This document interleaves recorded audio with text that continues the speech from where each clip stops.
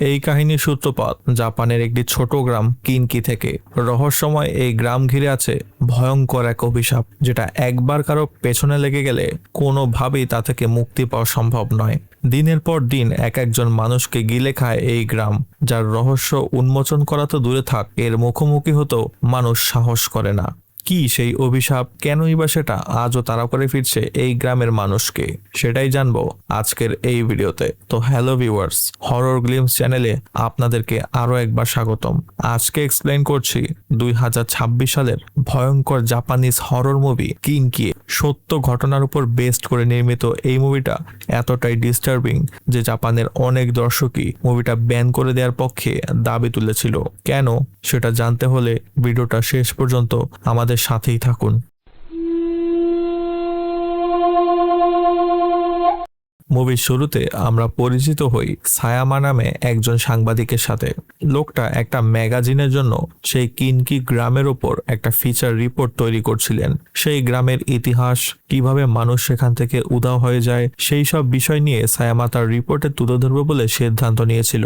কিন্তু একদিন অফিসে অনেক রাত পর্যন্ত কাজ করার সময় সায়ামা তার রুমে অদ্ভুত কিছু একটার উপস্থিতি অনুভব করে। সেই সময় পিছনে ফিরতেই সায়ামা দেখে তার মতো চেহারারই একজন মানুষ তার দিকে অদ্ভুতভাবে তাকিয়ে আছে। সায়ামা খুবই ভয় পেয়ে যায়। তার একটা চোখ কালো হয়ে গিয়ে সেখান থেকে রক্ত ঝরতে শুরু করে এবং সেই রাত থেকে সায়ামা পুরোপুরি গায়েব হয়ে যায়। অনেক খোঁজাখুঁজি করার পরেও কেউই সায়ামার কোনো চিহ্ন খুঁজে পায় না। কেউ জানতেও পারেনি কি হয়েছিল তার সাথে। এরপর কিছুদিন কেটে যায়। সায়ামার সাথে একই অফিসে কাজ করত ওজাওয়া নামে আরেকটি ছেলে। সায়ামার হঠাৎ অদৃশ্য হয়ে যাওয়ার কারণে হেড অফিস থেকে তাকে রিপোর্টের কাজ শেষ করার দায়িত্ব দেওয়া হয়েছিল। কিন্তু কাজটা ছিল খুবই কঠিন, কারণ সায়ামা এতদিন কাউকে জানায়নি সে কি নিয়ে কাজ করছিল। এমনকি সায়ামা অদৃশ্য হওয়ার সাথে সাথে তার রিপোর্টটাও গায়েব হয়ে গিয়েছিল অফিস থেকে। তাই নতুন দায়িত্ব পাওয়া ওজাওয়া সিদ্ধান্ত নেয় সে সায়ামার টেবিলের যত ফাইল আছে সবগুলো খুঁটিয়ে খুঁটিয়ে দেখবে, যেন বুঝতে পারে সায়ামা কোন বিষয়ে রিপোর্ট লিখছিল, যাতে সে নতুন করে সেই রিপোর্টটি লিখতে পারে এবং ডেডলাইনের আগেই সেটা হেড অফিসে জমা দিতে পারে। এই কাজে সহযোগিতা করার জন্য ওজাওয়া চিরো নামের একজন মহিলাকে অফিসে ডেকে আনে। চিরো নামের এই মহিলাও ছিল একজন লেখিকা এবং সেও আগে এই অফিসেই চাকরি করত। তাই ওজাওয়া ভাবে হয়তো সেই পারবে তাকে এই ব্যাপারে সাহায্য করতে। ওজাওয়া তখন চিরোকে সবকিছু খুলে বলে। চিরো সবকিছু শোনার পরেই রিপোর্টটা তৈরি করার জন্য ওজাওয়াকে সহযোগিতা করবে বলে জানায়। এরপর তারা দুজনেই সায়ামা যে রুমে কাজ করত সেখানে গিয়ে প্রবেশ করে। সেখানে বিভিন্ন ফাইলপত্র ঘাঁটতে ঘাঁটতে তারা কিছু ভিডিও টেপ হাতে পায়। এরপর এক এক করে সেই ভিডিও টেপগুলো তারা প্লে করতে শুরু করে। প্রথম ভিডিও টেপটি ছিল কিকো চ্যান নামের একটি মেয়ের। ছোট্ট মেয়েটি একদিন স্কুল থেকে ফেরার সময় হঠাৎই একেবারে গায়েব হয়ে যায়। অনেক খোঁজাখুঁজি করার পরেও মেয়েটির আর কোনো হদিসই পাওয়া যায়নি। মেয়েটির নিখোঁজ হয়ে যাওয়ার 3 মাস পরে তার আঙ্কেলও নদীতে ডুবে মারা যায়। পুলিশ ব্যাপারটাকে আত্মহত্যা বলে চালিয়ে দিলেও কেউ সেটা মানতে পারেনি। তবে ওই এলাকার অনেক প্রত্যক্ষদর্শীরাই দাবি করে তারা রাতের বেলা জঙ্গলের পাশে একটা ছোট্ট মেয়ের ভূতকে ঘুরে বেড়াতে দেখেছে। দ্বিতীয় ভিডিওটা ছিল একটা স্কুল হোস্টেলের। একদিন সেই স্কুলের পাশ থেকে একটা অদ্ভুত কণ্ঠস্বর আসতে থাকে। সেই কণ্ঠস্বর তাদেরকে পাহাড়ের দিকে ডাকতে থাকে এবং তাদেরকে পার্সিমন ফল খাওয়ানোরও লোভ দিতে থাকে। কিন্তু হোস্টেলের ছেলে মেয়েগুলো ব্যাপারটাতে খুবই মজা পায় এবং তারা সেটা নিয়ে হাসাহাসি করতে থাকে। আর তখনই এক এক করে হোস্টেলের বিভিন্ন ছেলে মেয়ে এপিলেপসি রোগের মতো ছটফট করতে শুরু করে। এরপরই হোস্টেলে হড়বড়ি শুরু হয়ে গেলে ভিডিওটাও সেখানে শেষ হয়ে যায়। তৃতীয় ভিডিওটা ছিল একজন ট্রাভেল ব্লগারের, যে বাইক নিয়ে সেই কিনকি গ্রামে প্রবেশ করেছিল। সেখানে সে একটি মাজার পরিদর্শন করছিল। তখন সে দেখতে পায় অনেকগুলো পুতুল সেখানে রাখা। লোকটি তার ক্যামেরা দিয়ে সেই সব পুতুলের ভিডিও করছিল এবং এক সময় একটা অদৃশ্য শক্তি তার উপরে সে ভর করে, আর তারপরে এই ক্যামেরাটি বন্ধ হয়ে যায়। সেই লোকটাকে আর কখনোই খুঁজে পাওয়া যায়নি। চতুর্থ ভিডিওটা ছিল একটা লাইভ স্ট্রিমিং এর। সেখানে একজন স্ট্রিমার রাতের বেলা একটা হন্টেড বাড়িতে স্ট্রিম করছিল। এটা ছিল একটা পরিত্যক্ত বাড়ি, যেখানে নাকি এক সময় একজন মা তার ছেলেকে নিয়ে থাকতো। কিন্তু একদিন ছাদ থেকে নিচে পড়ে গিয়ে ছেলেটির মাও পাগল হয়ে যায় এবং এক সময় তিনি নিজেকে শেষ করে দেন। তারপর থেকেই বাড়িটাকে সবাই হাউস হিসেবেই চেনে। সেই স্ট্রিমার বাড়ির ভেতরে গিয়ে সেখানে বিভিন্ন অদ্ভুত জিনিসপাতি দেখতে পায়, এমনকি অনেকগুলো ফাঁসির দড়িও সেখানে টাঙানো ছিল। এইসব দেখে সে খুবই ভয় পেয়ে যায়, কিন্তু তার ফলোয়ার্সরা তাকে পুরো বাড়ি ঘুরে দেখাতে বলে, তাই সে ভয়ে ভয়ে সবকিছু দেখাতে থাকে। আর সেই সময় তার পেছন থেকে একটা অদ্ভুত মহিলার অবয়ব ঝুলতে শুরু করে, আর তখনই লাইভ স্ট্রিমিংটাও সাথে সাথে সেখানেই বন্ধ হয়ে যায়। আর তারপর থেকে সেই স্ট্রিমারকেও আর কেউই কোনোদিন কোথাও দেখেনি। পঞ্চম ভিডিওটা ছিল মাগুরো নামের একজন ইউনিভার্সিটি স্টুডেন্টের। ছেলেটি একটা ইন্টারভিউতে দাবি করে সেও তার বন্ধুরা ভূত প্রেত জাতীয় ব্যাপারে একসময় অনেক আগ্রহী ছিল এবং এই ধরনের ভিডিও তারা একে অন্যের সাথে শেয়ার করত। কিন্তু একদিন তারা এমন একটা ভিডিও পায় যেটায় বলা ছিল যে এই ভিডিওটা দেখবে তার উপরই অভিশাপ নেমে আসবে। তবে মাগুরো আর তার বন্ধুরা তাতে পাত্তা না দিয়ে ভিডিওটা দেখে ফেলে এবং সেটা নিয়ে হাসাহাসি করে। আর তার কিছুদিন পর থেকে সে ও তার বন্ধুরা ভয়ঙ্কর সব ভূতের অভিজ্ঞতার সাথে সম্মুখীন হতে থাকে। মাগুরো জানায় একদিন রাতে সে তার জানালার বাইরে একটা স্কুল ছাত্রের ভূতকে দাঁড়িয়ে থাকতে দেখে। সেই ছেলেটির মাথা কাঁধের পেছনে লম্বাভাবে ঝুলছিল।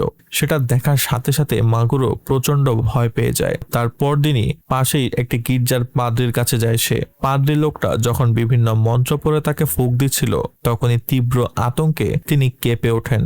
পাদ্রি জানিয়ে দেন একটা প্রচন্ড শক্তিশালী আত্মা তার পেছনে ঘুরছে, আর এই অভিশাপ থেকে বাঁচতে চাইলে মাগুরোকে সবসময় জীবিত কোনো বস্তু তার কাছাকাছি রাখতে হবে, যেন অভিশাপটা সেই জীবিত বস্তুগুলোর ওপর দিয়ে যায়।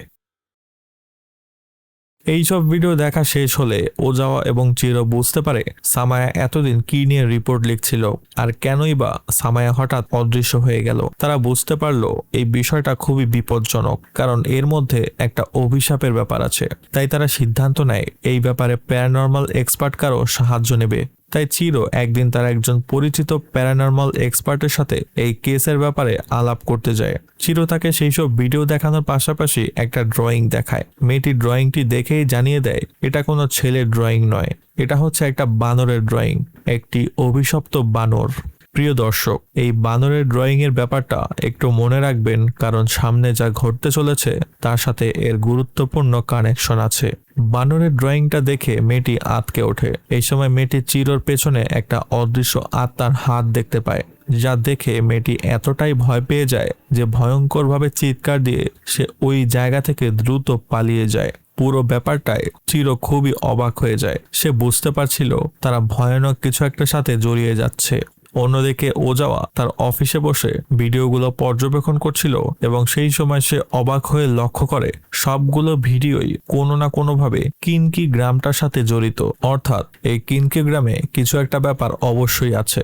এমনকি কিছুক্ষণ পর সে ফাইল ঘাঁটতে ঘাঁটতে টেবিলের নিচে একটা ম্যাপ খুঁজে পায়। একটু নজর দিতে সে বুঝতে পারে এটা কিনকি গ্রামেরই ম্যাপ। অর্থাৎ সামায়াও হয়তো বুঝতে পেরেছিল এই সব ঘটনার সাথে কিনকি গ্রামটা কোনো না কোনোভাবে অবশ্যই জড়িত।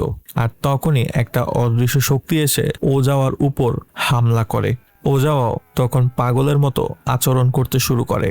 পরদিন সকালে অফিসে গিয়ে চিরো দেখে ওজাওয়া সেখানে নেই। অফিসে তার মোবাইল ফোন পড়ে থাকলেও ওজাওয়ার কোনো খোঁজ নেই। এই সময় চিরো কম্পিউটার স্ক্রিনে একটা ছবি দেখতে পায়। ছবিটা ছিল একটা মিসিং পরিবারের। ছবিতে তাদের ঠিকানাও লেখা ছিল। তাই চিরো সেই ঠিকানাটা নিয়ে ওজাওয়ার খোঁজ করতে শুরু করে এবং একসময় সে দেখতে পায় ওজাওয়া পাগলের মতো সেখান দিয়ে হেঁটে যাচ্ছে এবং তার পাশেই একটা অদৃশ্য আত্মা ঘুরঘুর করছে। চিরো তখন একটা থাপ্পড় মেরে ওজাওয়ার জ্ঞান ফিরিয়ে আনে। চিরো বুঝতে পারে সেই ইউনিভার্সিটি ছেলেটির মতো ওজাওয়ার পেছনেও হয়তো অদৃশ্য কোনো শক্তি লেগে গেছে। তাই সে কঠোরভাবে ওজাওয়াকে জানিয়ে দেয় এখন থেকে সব কাজ তারা একসাথে করবে, কেউ একা একা কিছু করতে যাবে না, তাহলেই বিপদ আছে। ওজাওয়া তখন চিরোর কথা মেনে নেয় এবং একটি মাছ ভর্তি অ্যাকুরিয়াম তার অফিসে নিয়ে রাখে। এই সময় ওজাওয়া চিরোকে কিনকি গ্রামের ব্যাপারে সবকিছু খুলে বলে। সে বলে এই গ্রামে কিছু একটা ব্যাপার অবশ্যই আছে, কারণ সবগুলো ঘটনাই ঘুরে ফিরে এই কিনকি গ্রামটির সাথেই জড়িত। পরদিন ওজাওয়া তার একজন সহকর্মীর মাধ্যমে সামায়ার খোঁজ পায়। সে জানতে পারে সামায়া সেই রাতের পর থেকেই ভয়ে তার স্ত্রী সহ শহর ছেড়ে পালিয়ে গেছে। তারা এখন জাপানের মাউন্ট ফুজির পাশে একটা গ্রামে থাকে। তাই ওজাওয়া এবং চিরো সোজা সামায়ার সাথে দেখা করতে সেদিকেই রওনা দেয়। তারা যখন সেদিকে রওনা দিয়েছিল তখনই অফিসের অন্য একজন কর্মচারী ওজাওয়ার রুমে গিয়ে প্রবেশ করে এবং দেখতে পায় তার অ্যাকুরিয়ামের মাছগুলো আর বেঁচে নেই। এতেই বোঝা যায় হয়তো ওজাওয়া কোনো মারাত্মক বিপদে আছে।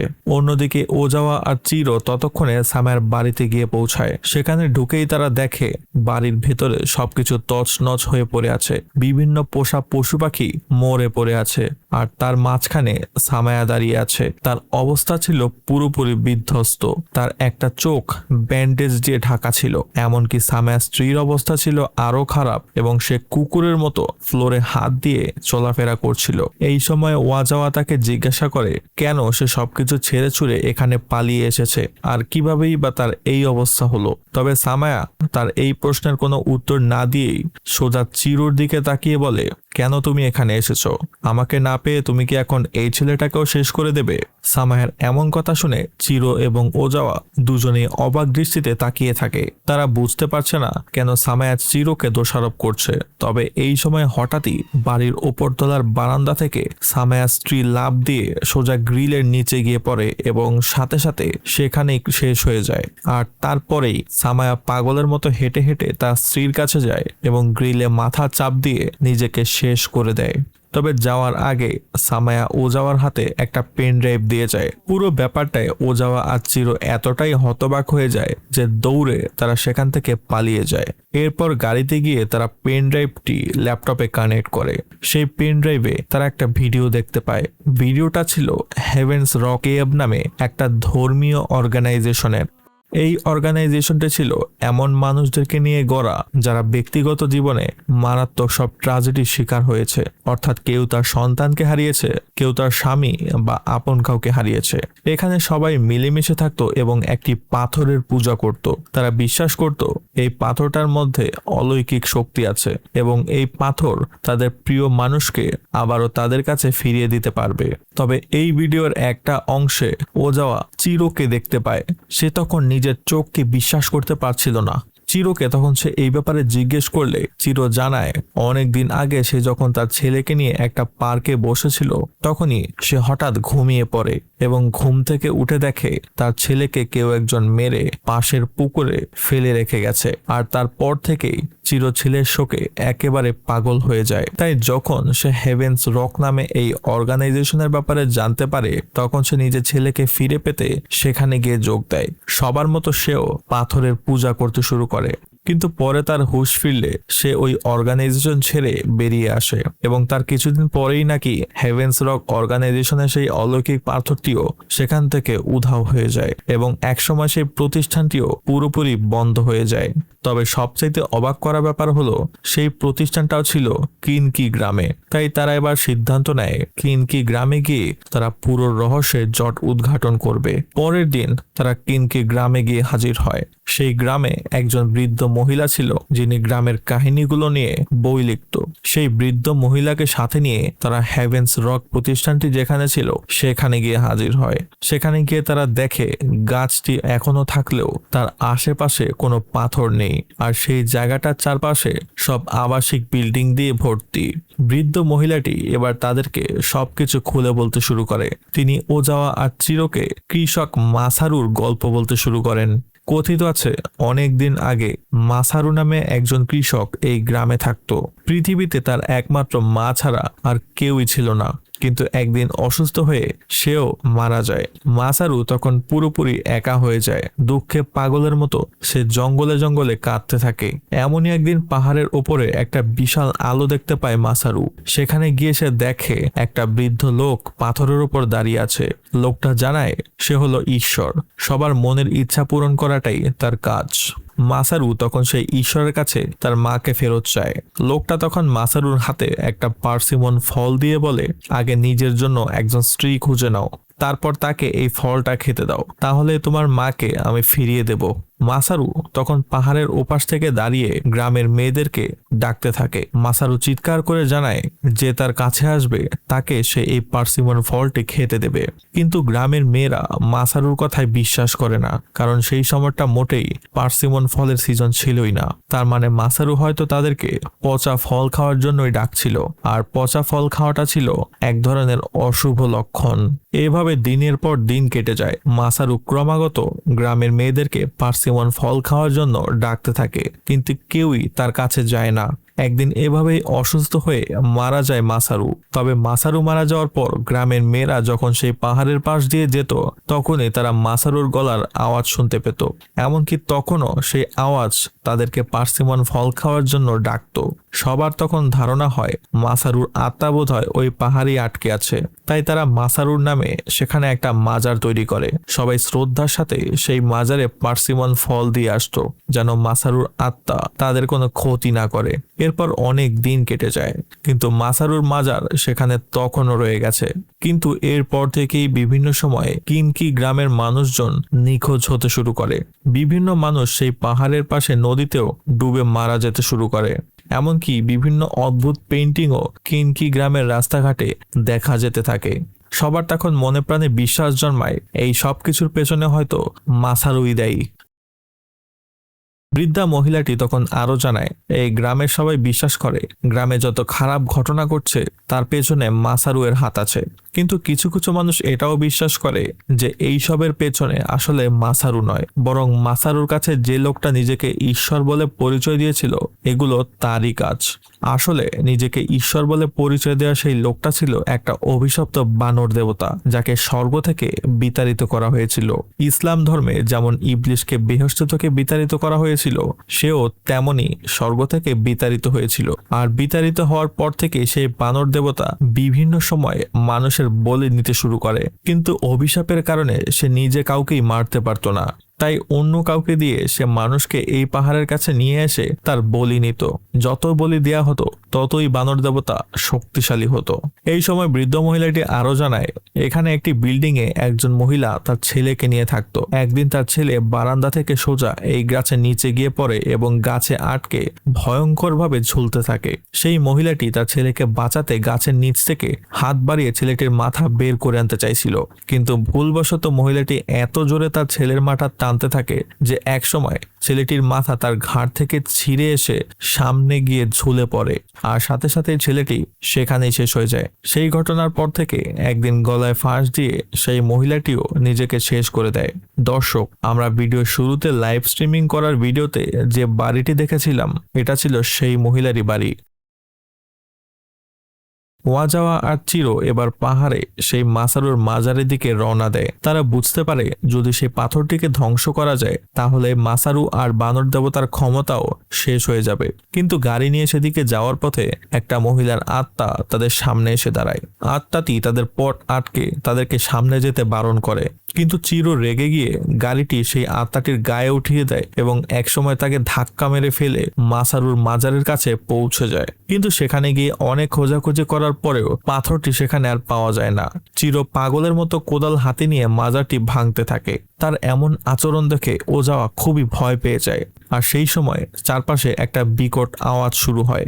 ভয়ে পিছনে ফিরে ওজাওয়া দেখে চিরো অদ্ভুতভাবে তার দিকে তাকিয়ে আছে এবং বলছে, ধন্যবাদ ওজাওয়া এখানে আসার জন্য, তোমাকে আমার দরকার ছিল। ওজাওয়া তখন বুঝতে পারছিল না ঠিক কি হচ্ছে। ঠিক তখনই সে চিরোর পেছনে সেই অলৌকিক পাথরটিকে দেখতে পায়। ওজাওয়া এবার সবকিছুই বুঝতে পারে এই পুরো ব্যাপারটাই ছিল আসলে একটা ফাঁদ।